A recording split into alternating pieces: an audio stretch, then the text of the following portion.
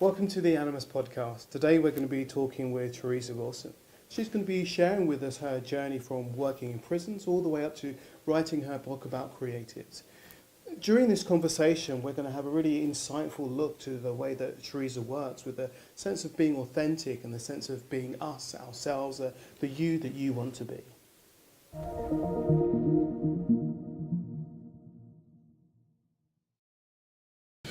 Hey Teresa, it's great to have you with us today. How are you doing? I'm good. Thank you so much for having me.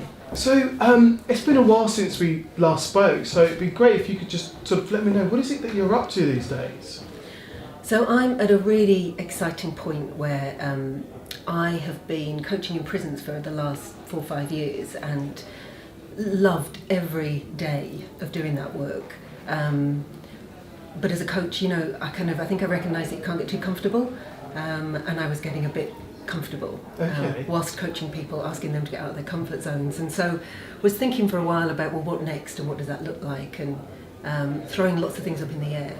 And then just around, I don't know, the beginning of the summer, everything just sort of landed at the same time, which was really exciting. So that's a long way into saying what I'm doing right now, which is launching a few different things. Okay. So I finally got around to setting up my private coaching website, which has been 5 years in the coming, so that's live. I'm setting up, I set up a business with a colleague to deliver team and group coaching in businesses, which is a real departure for me and one that scares the bejeebers out of me, but that's, I want that level of fear, really. That's where the growth is for me.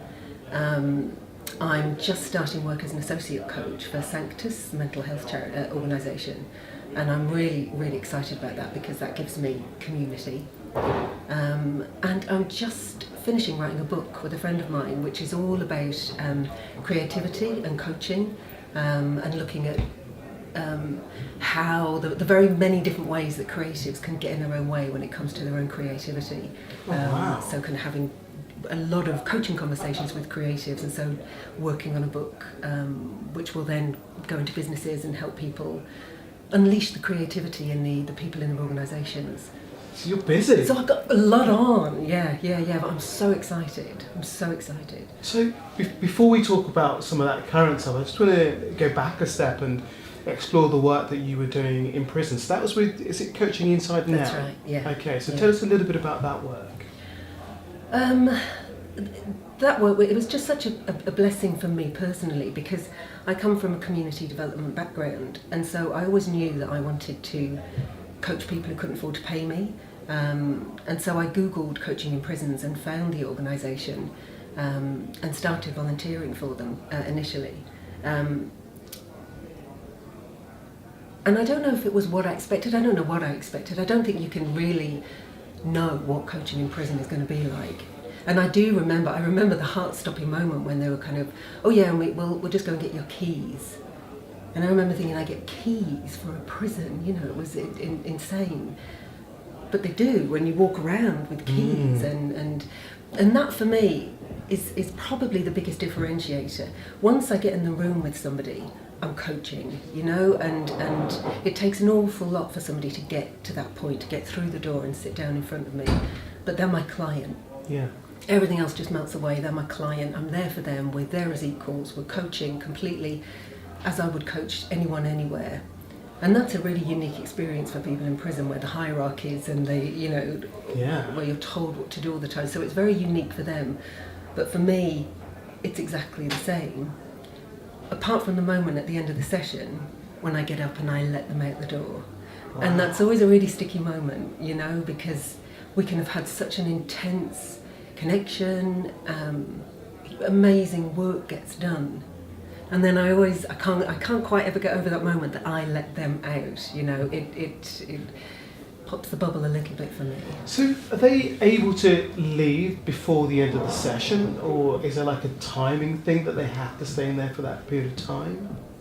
In theory versus practice, so it's different in different prisons. Different prisons have got different regimes. A lot of the prisons that I work in, the intention is that somebody always knows where the person is. Right. The reality is there's not enough staff to make that happen. So they can leave early. I'm not going to police them. You know, I'm not the parent, I'm not the officer, I'm not going to take that role. If they want to go early, they can go early. It's just really interesting that you're working, as you say, you're working as equals in that space, but still there is a power that you have over them being in that space. It's one of the oddities, I suppose, of the environment. The environment throws up an awful lot of challenges. There's a lot of kind of DNAs or couldn't attend, lots of appointment clashes. The mania exists out there, but oftentimes by the time they get there and they are able to sit down, as I say, most of the time it vanishes and they feel that, and that is such a unique and special. It really makes me treasure what it is that we do as coaches, in some ways much more than with my private clients, because there's some relationships that I've had where I've thought, wow, this has been an exchange and a quality of exchange that this person has never had or never experienced. Even and they may have worked with many other agencies and many other professionals, but there is something unique about coaching. Makes me feel really grateful to be able to be that person. So what was it? I was just thinking for a moment there about how would I feel going into a space like that, and I was just wondering about would there be fear or anxiety for me to work in those environments? I was just wondering what was that like as a coach? I think the first time, the gates clanging. I mean, what do people know of prisons? Prisoner cell block H and porridge. We've got these televisual ideas of what it's going to be like. And the first prison that I worked in, it was like a National Trust property. You go through the gates and it's all a bit like there's this trepidation because it's so unknown.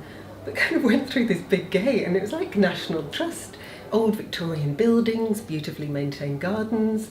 And that kind of threw me. And then I ended up going onto the wing, and the wing was like, oh no, I get it now. The wing is a bit more like the telly, the prison that you see on telly. But the overriding thing, the thing that I think you very quickly realise is that everybody is in prison. It's just a microcosm of society, so everybody is in there. So you've got old people, young people, you've got grandmas. I've coached doctors and solicitors, and so everybody is in there, and you kind of feel that relatively quickly. So I think trepidation, but it melts away because at the end of the day, it's just people. Were there any challenging experiences that you had? I was working in a male in a men's prison, and there was, I'm so client focused and so client led, and there was a problem with the room, and so went to a different space, and about 10 minutes, and he was a new client, hadn't worked with him, hadn't had a very relationship with him, and 10 minutes into the 90-minute session, I could hear everybody else in the building leave and lock the doors. And I do remember thinking, okay, shit, I'm alone in a room, nobody knows I'm here, and I don't know who this guy is, he's a lifer, this is all I know, and so that was a moment that, I made sure that was a one-off, not to be repeated, and those lone working, guidance, should we read that document and make sure that I never end up in a situation like that again? And of course it was fine, it was absolutely fine, but I can imagine my heart sort of pounding a little bit at that moment. Like, nobody knows I'm here, I don't know who you are, and everybody's leaving.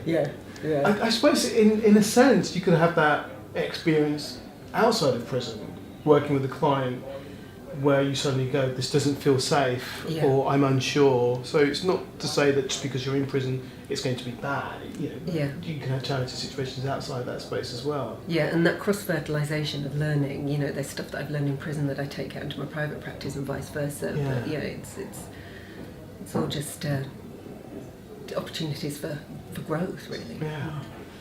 So, and you sort of chose to leave that work, so to sort of expand your boundaries of how you're working and kind of creating more growth for yourself.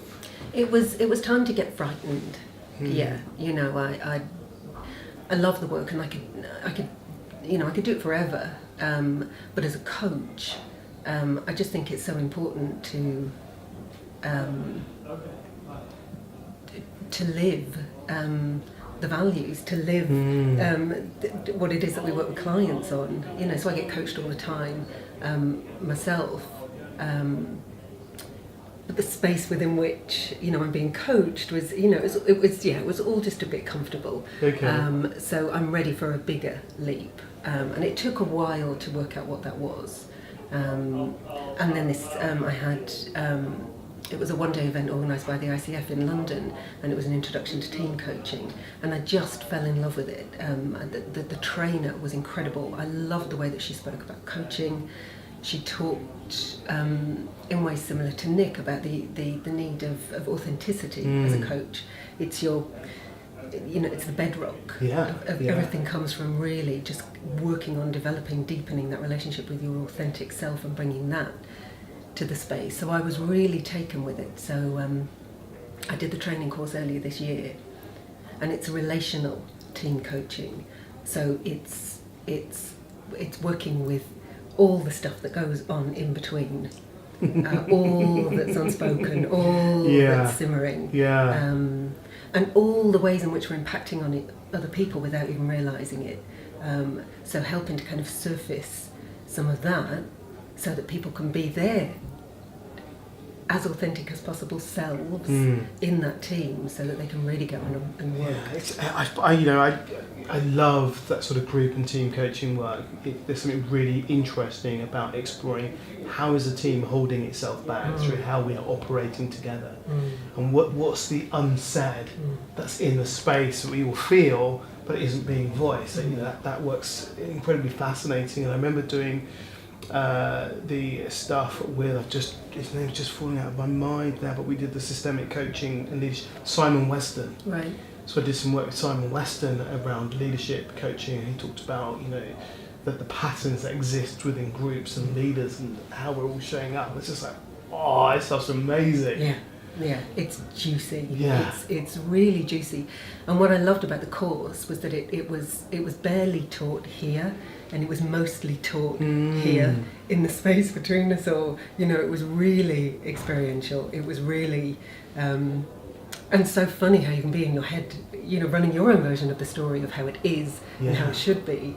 And then those trapdoor moments when you kind of fall through and it, just go, shit, I completely read it, or I just, I didn't allow other people their realities as well, and just fascinating. And I remember when I was working with Simon, and he was just so adult, and it was something that really resonated with me, because I often think of great trainers are very adult in the space, but we get triggered and we get trapped and we get enmeshed in other relationships that can happen. But he was just like, I'm the adult in the space, and I will remain, and I will not rescue you. I will name what's happening, but I won't rescue it. I was like, wow, that's amazing. Yeah. So you're doing the group work. Yes. You're also doing was it with the mental health charity? So Sanctus, yes, I've just become an associate coach with them, which I'm really excited about. Who else is working with Sanctus? It's Brad. It's Brad. I thought that it rang a bell. Yeah. And Victoria. I think Victoria was one of the early coaches, and then I heard Brad talking about Sanctus at the summit. Yeah. And then the opportunity came up, so I'm really thrilled, because as a coach, obviously, I've been really lucky with coaching inside and out, that I've had a community of coaches to work with and learn from and grow with, and it's so important to me. I don't think we can ever stop learning, with and through other people's experiences. And so leaving Chow, I was kind of mindful of, I was, stepping away from that community. And so Sanctus, it's a really wonderful, supportive community that is also really interested in growth and development, and really excited about getting started with them. So you made me chuckle when you said, it's your website's been 5 years in the making. Yeah. Because often I meet coaches and they're so eager to get this kind of website up and running. And was it a conscious choice to take your time with it, or was it just happened? What was? It's so funny, particularly after I finished my training with Animas, it was a bit like, oh, next step, do the website, and I'd take myself so far. And I realised it was right. I should do the website, and then I'd get so far, and then I'd go, well, do I want to do it? No, I don't really want to do it. Right, well, then I won't. And I kind of went through this little dance a few times over the months, and I kept thinking, do I want a private practice? And I didn't know. So every time I caught myself thinking, I should, there was nothing to say, nothing came because it wasn't connected. Yeah. And then I think sometime over the summer, something switched in my head, and I just suddenly thought, how would I express to somebody what it's like to be coached by me? What's the truest picture that I can give? Because I reckon, as I'm growing in confidence about my approach, what I like, how it isn't, coaching's such a broad world anyway, isn't it? And so again, as you develop your authenticity, as you develop confidence and self-belief in your own approach, and to put a marker in the sand and say, well, this is how I do it, this is what it's like for me. So when I started to think of it in those terms, it just came, and it was done in a day, because that's easy to talk about and that's easy to say, because then I get really, really passionate about that. I'm not talking about a niche, I'm not talking about, but I'm talking about, from the fire in my belly, why I do it, why I love it, and a bit like what's it like to be coached by me. So yeah, it came really easily. But these things wait, don't they? They wait and they form. Well, for me anyway, that's how it is. And so I think that's been really interesting for new coaches, just to think about, waiting until they can answer those questions, as opposed to creating something, allowing something to be created. That's really interesting. And so what is that experience of being coached by you? What's that like? How might you describe that? So I had a prospective client, and I emailed him the other day and said, I don't have a catchphrase for my coaching, but if I did, it would probably, be something along the lines of, how do I be me? So my coaching is for people who are really curious about the question, how do I be me? And in that whole kind of Charlotte Sills contracting matrix, I love to work under the line. I love to work in that kind of emergent and explorative space. I don't really know what I want to change or what I want to work on, or I just want the experience of being me to be a bit easier, or to be a bit richer, so I love getting in there. And I'm a terrible coach when it comes to behavioural stuff. I'm terrible. And it's sort of like, I can do it, but it doesn't excite me. And if people want, a few simple steps on how to, change their behaviour, I'll drag them down. I can't help myself, and say, no, let's get in there. I can't help myself. So it's really good to know. I think it's something great about going, this is how I want to work. This is how I want to do it. And if you work with me, this is how the experience is going to be. Because then, I don't know where I read this, but it might have been something Rich Litvin spoke about, that when you are really clear on how you work and what you do, your clients can be really clear. And they kind of don't mind what your philosophy is, but they need to feel that you have one. Yeah. I think that's really, really important. So you're not just kind of seeing what comes along, but you have a way that you want to express yourself as a coach. Yeah.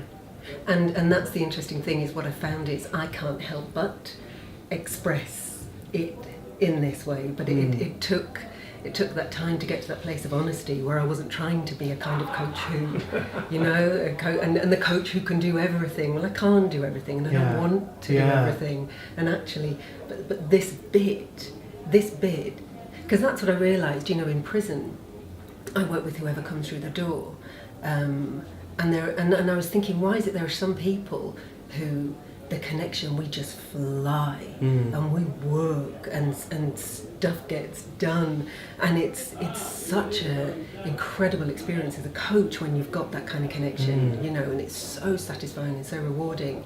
And so I was thinking, what's the difference?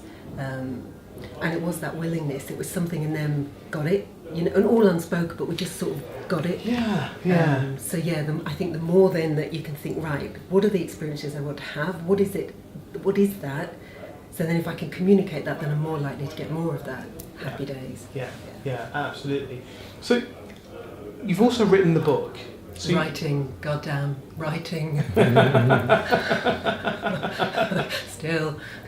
So tell me about that process then. Do you know, it's like being in some weird indie film, because I'm writing a book about how people get in their way when they start a creative process, and so I'm procrastinating, I'm talking myself out of it, I'm doing all the things, and I'm supposed to be the one who's giving them the answers, but I can't bloody write it because I can't bloody do it. And so it's been this real intense, but sort of that, but then really rich, because then it's sort of, okay, well, I am here. So then when I stop freaking out and I you know, and I can get into kind of coach mode and get a bit of space and think about, because I interviewed a lot of different creative people and kind of reflect on their experiences as well. Well, what is useful here? And so, yeah, it's been a really, it still is. We're almost, I think we're on the final draft. But it will be birthed when it's ready to be birthed. And again, it's another thing that we'll know when it's right. It's been fascinating process. So I know you've got all this stuff going on, but I get this sense that there's something brewing in the system somewhere. Well, no, it's all of that now is go. Long gestation period, you know, longer for some than others, but you know, and I've been getting quite frustrated because it's like, oh, I really want to get going, but you can't until, you know, you need to do that, and then you need to do that, and sorting out all the websites and the URLs and business cards, and then I went on holiday, and I've just got back from holiday, so now it's just go really with all of it. I'm working out what go means as well. You know, I'm really interested in. This is my life, you know. So I'm choosing to make it work for me. So I'm really interested. So a bit like the madness of writing the book about writing a book. It's, you know. I don't want to be working or running businesses in a way that I should or I ought. So whilst I'm doing it, I'm also really curious about, well, how am I going to do it? And I'm recognising that's how I work best. If I set too many plans or pin things down too much or have goals or targets, I go wonky, you know, I go wrong. And without being too much of a hippie, you know, it's sort of, I like to follow the energy and follow my nose. So I'm kind of curious about, well, how am I going to make it work? I know I'm chomping at the bit. I just want to get out there and start having conversations and talking to people. And I just want to get on, I want to get busy. I'm not quite sure, you know, I'm going to throw myself at it and then just evaluate as I go along, because I'm in no hurry. I'm going to be doing this for the next 20 years, you know. So that constant do reflect. We're coaches, we can't do it any other way. Yes, and I think it feels like you've allowed yourself the time to get to that stage where, and also accept that you're going to try it, you're going to reflect on it, you're going to tweak it, you're going to try something else, reflect on it and tweak it, as opposed to work against your natural way of working. Yeah. And at a small kind of daily level, I had some coaching and worked out, I'm a bit of a bumblebee. You know, I work best when I do a little bit over here, and then I get a little bit distracted and do something over there. And I get most done when I'm flitting, darting about all over the place. So I know that works well. And it might be putting the laundry out or making a brew or then doing a blog post. Or so I have a feeling as that scales up, it's going to be quite similar, quite loose, quite contained, but with a hell of a lot of faith and trust. You know, I'm really growing into trusting myself as a bit of a personal mantra. You know, I trust myself. I think it took me 46 years to realise that, I do trust myself. And that's a really rich vein that I can mine as I go about my business. What do you think was the sort of the turning point that enabled you to go, yeah, I can trust myself? I think it was something that came out of the team coaching training. You know, I got very stirred and stimulated, as I always do in groups. I don't like groups. I'm an introvert. I get very sensitive. I get overstimulated, and I get very noisy in here and very quiet here. And so, unearthing some of that and really reflecting on what was happening throughout that team coaching training that I did. There was really, there was some elation at one point, and then there was a real crash. But then when I kind of came out, the learning that I got was, I've been frightened of the world all my life, but I realised that actually I can be the sense of safety and security for myself in the world, and that's just like the golden egg. Yeah. Working that out. Yeah. I am my own source of safety. And it's not something that's external to self. No. So you don't have to find it. No. It exists within you. And then you just feel like, yay, and it's not invincible in a fake it till you make it type way. It's just like, yeah, there's a fire burning now that isn't going to go out because, I'm the source of that. So. And so you were saying about working in groups and how you felt about working in groups, and I just wondered, what was your Animas experience? A lot of that was groups. I almost didn't come back. Oh wow! Yeah, day one. It was that challenging. Day one, I remember I took myself off to the park at lunchtime and because it was a big group. Okay. On that first day.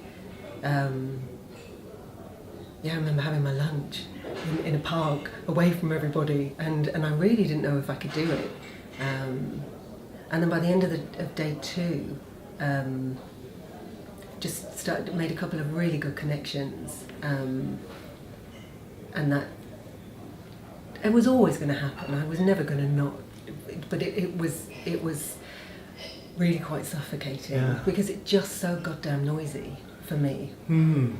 I was talking the other day. I was doing some training in Berlin, and one of the coaches in training said, I kind of feel everybody's energy. And I was like going, well, you need to find ways of dealing with that, not in a negative dealing with it, but in just how to just look after yourself when you feel everybody's emotion in the space. Because sometimes that's going to be a lot of emotion, a lot of anxiety, and how do you deal with it? I was saying, whether you go for runs, you meditate, you put yourself in an energy bubble, whatever that might be for you. And so is there anything that you do that helps you when you're in those group environments, those group situations? I think my newest learning, I suppose, is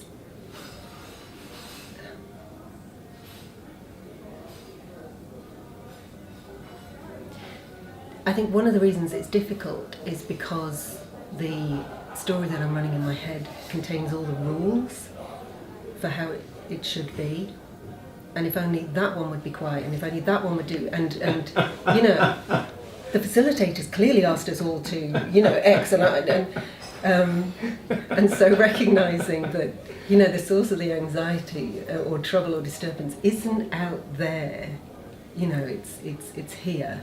Has been really helpful for me, because then it flips something from something painful that I can't do anything about to something interesting that I can be really curious about, and then make some decisions about, what do I want to do here? It's really interesting. That reminds me of something that Caitlin Walker talks about in her book, From Contempt to Curiosity, where she talks about how can we get curious about those things that we don't like, or the things that we notice that are difficult or challenge.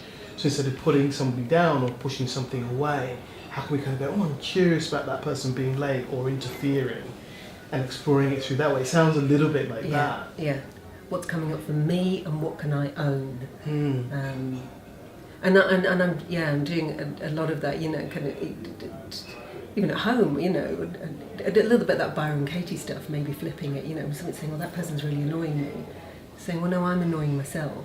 I'm annoying myself, I'm agitating myself. So then coming back up, what's the story that I'm running? What is it that I'm saying to myself? Yeah. And I can stay annoyed. I can choose to kind of, I'm going to be indignant, and I'm going to. But it changes the energy of it, doesn't it? Rather than being a slave to it. But I suppose it's all of that work that we do in that paradigms module, that idea of what's the story that you're playing, you're choosing to be part of, and that we can make a choice about that story. We can rewrite that story or re-own that story, or we can allow it to own us, and there is a choice.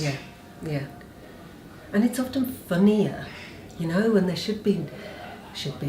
But the world's a better place when it's lighter as well, and I can get caught into martyr. That's one that I know. And martyrs, there's no joy in martyr. There's no laughter. It's a goddamn, really soul miserable place. As soon as I clock it, usually it just makes me laugh, because it is such a performance. When you're sighing and huffing and puffing and doing all of the martyry stuff. So that flip can be really helpful. I think it just introducing, being able to laugh at yourself and just introduce some levity. Yeah. And all of this, I don't think you're living it, aren't you? You never stop coaching. Your work, because you're working on yourself all the time. Everything is material. We're the biggest source of material. We're the biggest source of learning, I think. And anything that I work on with a client in a session, chances are sometime later that week, it's going to come up for me, and you just that having the being humble enough to kind of go, yeah. I remember when I first started coaching, I was like, it feels like there is some kind of universal cosmic joke at play, because all of my clients have my issues. I was like, what's going on there? It's just that we are all human and we all have this stuff, and it's just kind of in the space. Yeah. No, I love it. And that's it. Everything's joined up. And I know that my story will keep changing, and so I'm really curious about what next, whilst being really fascinated by what now as well. And I was just thinking this as you said that, and you were saying your story changing. I was wondering, has your client base, your private client base, has that shifted and changed as you've grown and developed? Not really. It's always been quite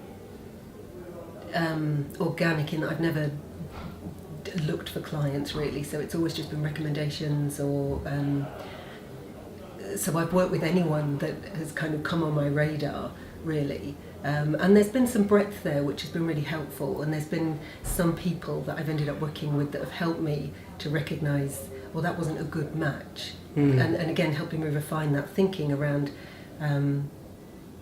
What is a good match for me, and then how do I communicate that message more? So I'm glad again that it was just a sort of I didn't control or contain too early, because I had some really, really useful experiences along the way with people. Whereas now, as I refine my message a bit more, but again, it's so broad that I imagine I still work with kind of a real breadth of people on a real range of issues, but sort of anchored in that wanting to have an experience of change at a deeper level. Because sometimes it isn't the niche that defines us, it's the way that we work that defines us. And I like working in quite an open-ended way, and I'm experimenting at the moment with the last client consultation that I did. I just said, look, these are my fees, these are some of the ways that I work, sometimes monthly, sometimes fortnightly, sometimes an hour, sometimes 90 minutes. Go away and have a think about what your budget is, and come back with a proposal. And my sense is that it's always come back and we're going to work monthly, but I think it will be relatively open-ended. And again, that appeals to me, because if you're going to do deep change work, you can make change in 6 sessions. Of course you can. I've seen it, numerous times. But I'm kind of, and I quite like saying to the client owns it. You'll know when you need a pause. You'll know when you need to stop. This isn't work that gets done. It's life work. It's life journey stuff. We'll do a bit together, and you'll have a sense of I'm ready to take a pause or stop or. So I'm kind of experimenting with that at the moment. I like that. So many coaches get caught up in I'm going to do 8 sessions, and that then we'll renegotiate. And I've always been a Well, that's not true. I haven't always. I used to do 6 sessions. That was my kind of thing. I don't know why it was 6. One day somebody will tell me why it's the number 6 that we choose. But I used to do that kind of 4 sessions, 6 sessions, 8 sessions. That was my block. And now I'm very much like, well, you come and work with me when you're ready for how long you want to work, and then we'll kind of negotiate that over time. I always found it really interesting because there's something that the client really owns about that. And I'm not saying that to have 6 sessions is wrong, but I'm just really curious about the ownership that somebody has to kind of come back and forth working with you in that way. And I think from experiences that I've had recently, I think if you're going to work in that way, I think it's really important that there are, it's being particularly mindful of the, not recontracting, but checking in. Yeah. And knowing when they're going to be. Because I think the mind, if it's maybe too broad or open-ended, I think the mind responds well to kind of knowing that there are, we're going to have a check-in. Yeah, What did I want to get done by that? You know, that on the conscious level, likes things to be tidy, or likes things, it might, coalesce more around a certain piece of work if you know that there's some recontracting or... So I'm just playing around with all of that because I very much like to give it to the client rather than... yes, it's my package because my spreadsheet says I need to sell 4 packages, which is fine, and I get all of that as well, and it's and I just, I'm just not organised enough to. And it's a way of working, isn't it? Because there are different ways that people can work as a coach, and different ways that you can do your business.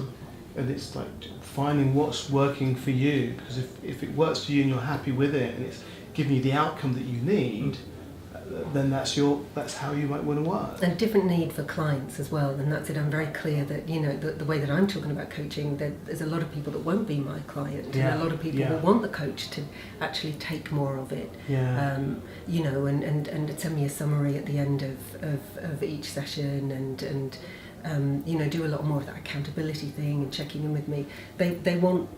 I like it to be over there. But there are clients who like it to be more over here, and so it's good that there's that breadth within the coaching family. Well, I think so. It's that thing that allows for you to coach the way you want to work, because there are the clients that will want to work how you work, and so there's enough breadth for everybody to be happy, as it were. Yeah. Well, Teresa, it's been absolutely fascinating talking with you today. If people want to find you, get hold of you, where might they look? So for my private coaching, I'm on teresawilsoncoaching.com, and for my team and group coaching, I'm on hellothinkspace.com. Awesome stuff. Thank you so much for coming in today. Thank you so much. Thank you. Pleasure.